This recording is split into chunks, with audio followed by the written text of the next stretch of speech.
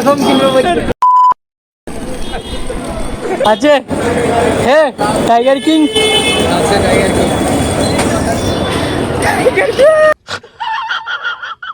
Sunday ছুটিতে ঘুরতে পারি আমাদের সঙ্গে যা হলো, এত বড় ঘটনাটা ঘটে গেল আমরা ভাবতেই পারিনি। এইসব দেখার পর আমার গলা শুকিয়ে কাঠ হয়ে গেছে, তো আমি এক গ্লাস পানি নিয়ে খেয়ে নিলাম। গলা ভিজিয়ে আমি সিধে চলে এলাম জুম্মা মসজিদ।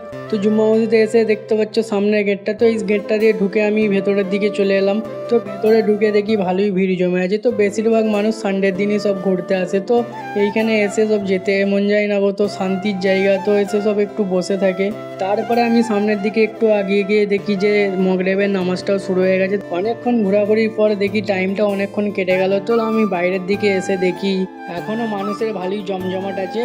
তো ভাই 7টা বাজছে, কিন্তু দেখে মনে হচ্ছে না যে 7টা বাজছে, পুরো দিন হয়ে আছে। তারপর আমি গেটের বাইরে বেরিয়ে দেখি মহব্বতের শরবত বিক্রি করছে, তো আমি এক গ্লাস খেয়ে নিলাম। মহব্বত তো ছোট থেকে হলো না, তো ওই কারণে একটু মহব্বতের শরবতটা খেয়ে নিলাম। তো ভাই তোমাদেরকে কথাটা বলাই হলো না যে আমি জুম্মা মসজিদ যাওয়ার কারণটা কি। তো এই সানডে ছুটিতে আমরা সদর বাজার গিয়েছিলাম, তো দেখতে পেলে যে সদর বাজারে এত ভিড় ছিল যে আমার ফোনটা হাত থেকে ছিনিয়ে নিচ্ছিল। তো খুব কপালের জোরে বেঁচে গেছি, তো ওই কারণেই আমি মসজিদে যে একটু বসেছিলাম, তবে যে একটু মনটা ভালো হলো। বাড়ি ফেরার পথে দেখি স্যুপ বিক্রি করছিল, তো আমি স্যুপটা কিনে নিয়ে ঘরে নিয়ে চলে এলাম।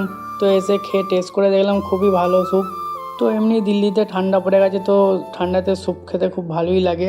ভিডিওটা ভালো লাগলে একটু চ্যানেলটা ফলো করে দাও আর একটু লাইক করে পাশে থেকো। টাটা।